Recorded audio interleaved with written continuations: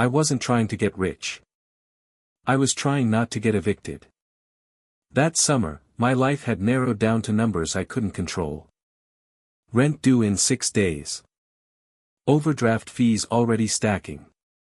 My hours at the warehouse cut again because volume was down.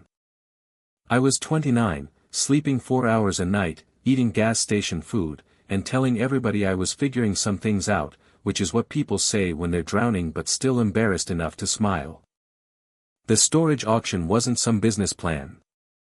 It was a stupid idea I got from a guy named Leon on my shift break. Leon was one of those men who always looked like he knew how to make money in ways banks wouldn't respect. He bought broken appliances, flipped old tools, sold watches from the trunk of his car, and always had cash in his pocket even though I never saw him doing anything that resembled a stable job. One night, while we were standing outside behind the warehouse smoking, he told me he'd made $800 off a storage unit he bought for $90. I laughed. He said, "I'm serious. Half the time it's junk. But the other half? People forget what they leave behind." Then he showed me pictures on his phone, old stereo equipment, a set of golf clubs, unopened power tools. "You bid on a locked box of somebody else's life," he said. And sometimes that life was expensive. I should have ignored him. Instead, 3 days later, I was standing under the fluorescent lights of a storage facility 2 towns over with $48 left in my checking account and a folded list in my pocket of the maximum I could afford to lose. The place looked exactly how you'd imagine. Long rows of metal doors, the smell of hot concrete, dust, oil, and old fabric. Maybe 30 people had shown up. Some were clearly regulars, guys with gloves hanging from their pockets, women with clipboards, one couple whispering item values to each other like they ran on pure margin. I did not belong there. The auctioneer moved fast. He'd roll up the door, give everyone 30 seconds to look from the entrance, then start the bidding. No going inside. No touching anything. You bought it as is, sight unseen past the first layer. Most of the first few units were junk exactly the way Leon had warned me. Broken chairs. Moldy boxes. Baby clothes. An exercise bike. One unit full of old printers that looked heavy enough to ruin your whole day. Then we got to unit 114. The door rattled halfway up and stopped. At first, I thought it looked empty. Then my eyes adjusted. There was furniture in there, but not much. An old wooden desk. 2 metal filing cabinets. 3 sealed cardboard boxes. A rolled-up rug. A standing lamp. And in the back, partially covered by a gray tarp, something square and black about the size of a mini fridge. I remember the auctioneer saying, "Looks like office cleanout. Who'll give me 50? Nobody moved at first. Then someone said 50. Another said 75. I don't know why I raised my hand at 100. Probably because the others didn't seem interested. Probably because office cleanout sounded better than mildewed mattress and VHS tapes. Probably because I was desperate enough to mistake luck for instinct. The bids crawled to 150, then stalled. I waited. The auctioneer looked around, trying to squeeze out one more jump. I said, 175. A heavy-set guy in a baseball cap frowned at me, thought about it, then shook his head. Sold. Just like that, I owned a locked room full of someone else's abandoned life. For 1 second I felt a rush so sharp it almost felt like confidence. Then I paid, signed the forms, and got handed a receipt that made the whole thing terrifyingly real. No refunds. Must clear out within 24 hours. Facility not responsible for contents. Leon met me after his shift with a truck and that smug expression people wear when they get to be right in your crisis. He looked inside the unit and said, "Could be worse." Not exactly comforting. He slapped the desk. Solid wood. Cabinets might sell. Depends what's in those boxes. We started with the easy stuff. The desk was scratched but decent. Empty drawers. The lamp worked. The rug smelled like old cigarettes. The filing cabinets were locked, which made Leon grin like a pirate. Locked is good, he said. Or empty. Only one way to find out. He popped the first cabinet open with a flat bar in under 10 seconds. Inside were folders. Dozens of them. Property records, tax forms, invoices, letters. Nothing exciting. Just enough paper to make me feel guilty for hoping for anything else. The second cabinet was more of the same. Office cleanout, I said. Told you. Still might not be bad. Then we opened the 3 sealed boxes. The first was dishware wrapped in newspaper. The second held old accounting books and framed certificates. The third had electronics cords, a label maker, and 2 unopened printer cartridges. I sat down on the edge of the desk and rubbed my face. I had spent almost all the money I had left on a room full of dead paperwork and furniture that maybe, if I got lucky, would cover half of what I paid. Leon pointed toward the black shape under the tarp. Well, he said. That thing's still there. We dragged the tarp off. It was a safe. Not huge. But real. Matte black steel, heavy-looking, digital keypad with a key slot underneath. No brand I recognized. The kind of thing people buy when they have something more important than documents. For a second neither of us said anything. Then Leon smiled slowly. Now, he said, that is interesting. The safe was too heavy for the 2 of us to lift cleanly. We got it onto a dolly inch by inch, swearing the whole time, and rolled it to the truck like we were moving a sleeping animal that might wake up angry. The entire drive back to my apartment, I kept looking at it in the rearview mirror. I already knew what I wanted it to contain. Cash. Jewelry. Gold coins. Something simple. Something easy to sell. Something that could turn my week around in one unbelievable moment. Reality, of course, is rarely that cooperative. We got the safe into my kitchen after nearly breaking my back and spent the next hour trying every stupid code we could think of. 0000. 1234. Birth years from the paperwork. Address numbers. Zip codes. Nothing.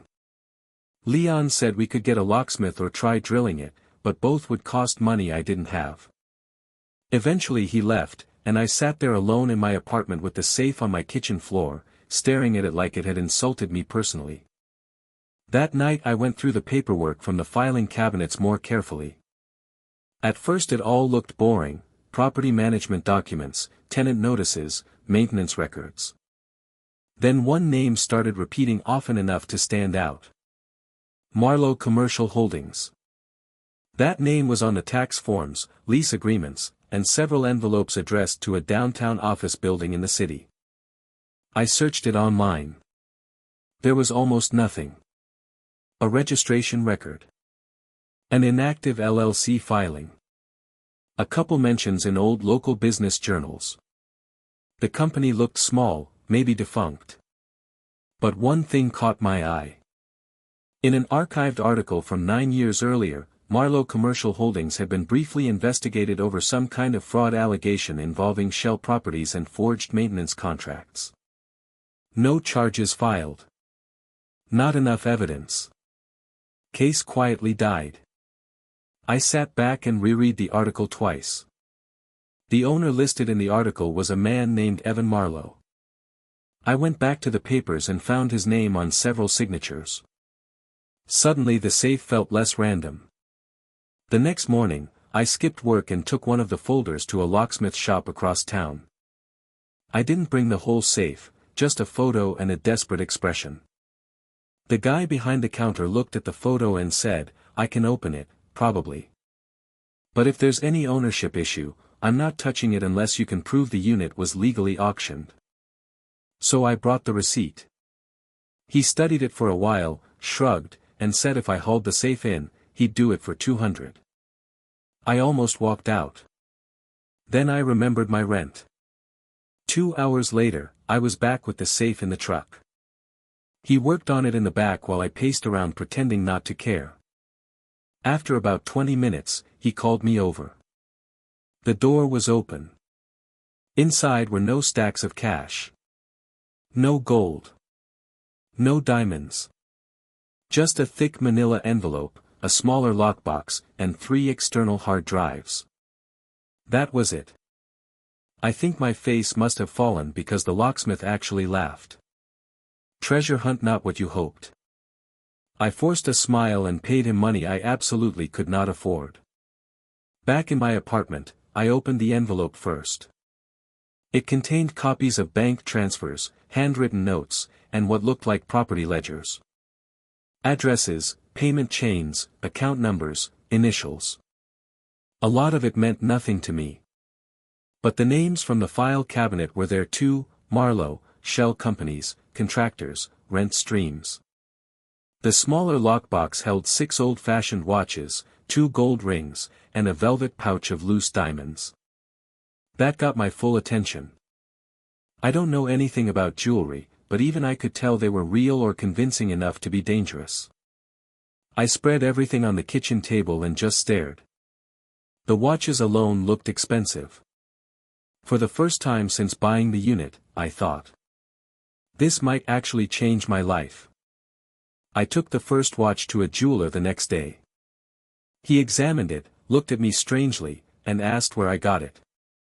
I said it belonged to a relative. He said, if it's authentic, that's worth at least 6,000. I genuinely thought I'd misheard him. I sold 2 watches and 1 ring through a dealer Leon knew. I probably got less than they were worth, but within a week I had enough money to pay my rent, clear the overdraft, cover my car insurance, and still have more cash in front of me than I'd seen in years. That should have been the end of it. A lucky story. A weird break. A desperate man catching one falling piece of fortune before it hit the ground. But then people started calling.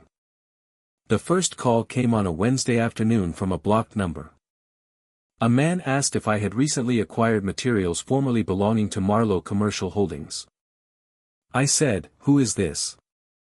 He didn't answer. He just said, "If you did, some of those materials may be sensitive. It would be in your interest to return them." Then he hung up. I stared at my phone for a full minute. I hadn't told anybody except Leon about the safe.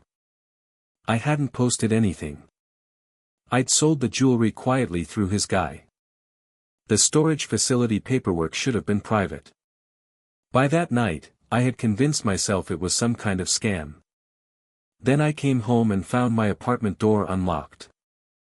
Nothing obvious had been taken. But the safe papers on my kitchen table had been moved. I knew they had. I'm not a neat person, but I notice when disorder changes shape. A stack that had been squared off was crooked. One envelope flap was open. A hard drive I'd left on top of the microwave was on the counter. Someone had been inside. I called the police, but without signs of forced entry or anything stolen, the whole report felt half imaginary even as I was giving it. The officer suggested maybe I'd forgotten to lock up. I hadn't. That night I took everything from the safe and moved it to a cheap motel off the highway. I brought Leon. He looked through the papers more carefully than before, then pointed to one sheet covered in account transfers and addresses. "This isn't random bookkeeping," he said. "This looks like somebody tracked money." Illegal money? Maybe. Maybe side money. Hidden assets.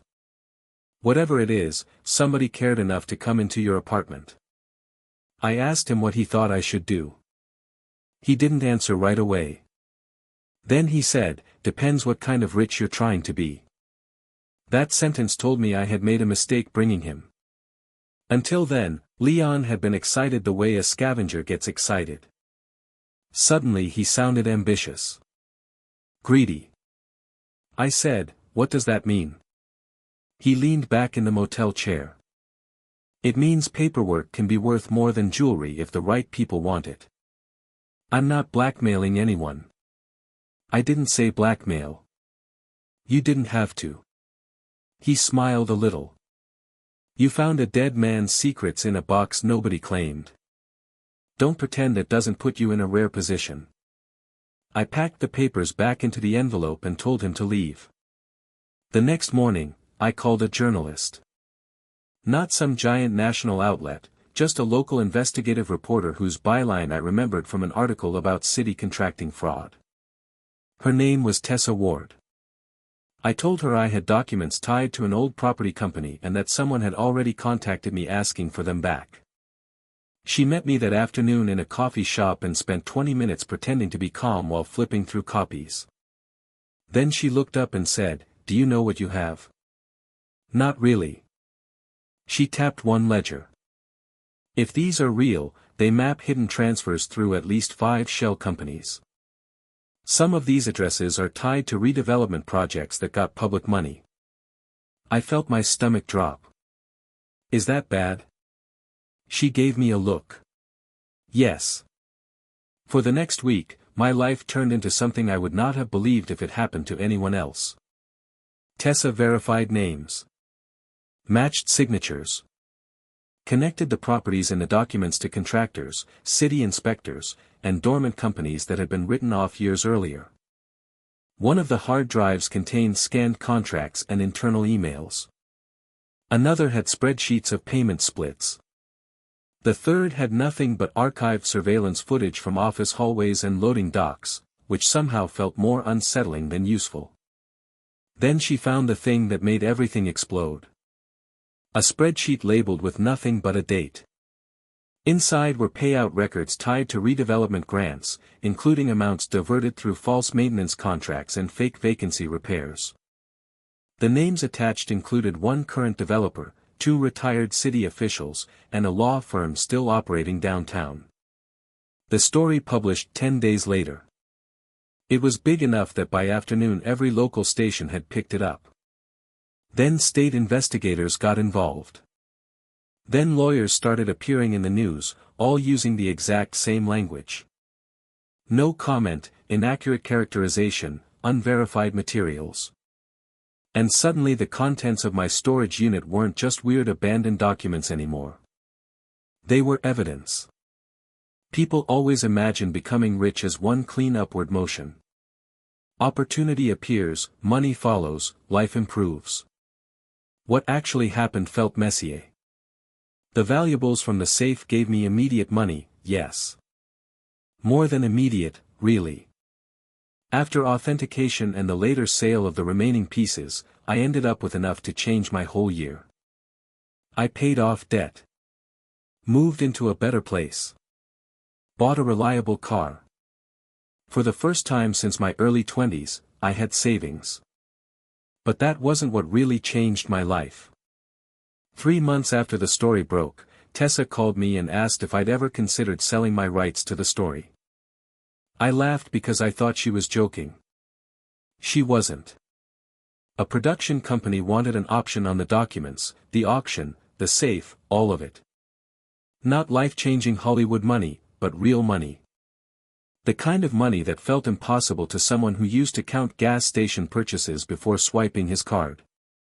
Then a law firm representing creditors from one of the dissolved Marlowe companies contacted me through an attorney. Because I had acquired the unit legally, because the valuables had been abandoned through auction procedure, and because my cooperation had helped establish part of the chain of concealed assets, there was eventually a settlement tied to recovered property claims and reporting cooperation. It took forever. It was complicated. It was nowhere near as glamorous as people imagine. But by the end of it, I had more money than I ever thought I'd see from anything with my name attached. Enough to quit the warehouse. Enough to stop checking my bank app with one eye closed. Enough to understand, for the first time, how dramatically money changes the temperature of your life. People ask me now what was in the storage unit. They expect me to say diamonds. Watches. A safe full of treasure. And technically, that's true. But the real answer is this. What made me rich wasn't what was inside the safe. It was what the safe meant to other people. Secrets are assets. Paper trails are assets. Silence is an asset too, especially when powerful people have spent years paying to maintain it. I didn't get rich because I was smart. I got rich because I was desperate enough to make a reckless decision, and unlucky enough to open the wrong door into somebody else's buried history. That storage unit had looked almost empty. A desk. Some boxes. Filing cabinets. Nothing special. But somebody had missed one payment, and an entire hidden world got rolled up behind a metal door and sold for $175 to a guy who was mostly worried about rent. That's the part that still gets me. How thin the wall can be between ordinary failure and outrageous luck. One missed payment. One auction. One tarp in the back of a unit. One safe. I still have the receipt. It's folded in a fireproof box in my closet now, along with the original auction paperwork and one of the cheap numbered tags they put on the unit after the sale. Sometimes I take it out just to remind myself that it actually happened. Because even now, the whole thing feels like the kind of story people lie about online. A broke guy buys an abandoned storage unit. Finds a safe. Gets pulled into a buried fraud scheme. Ends up rich. If I heard that from someone else, I probably wouldn't believe it either. But I was there when the door rolled up. And if there's one thing I learned from all of it, it's this. Most people think life changes when you work for years toward one clear goal. Sometimes it does. And sometimes it changes because you raise your hand once in a hot storage yard, with no plan, no safety net, and no idea that you're bidding on the evidence of someone else's collapse.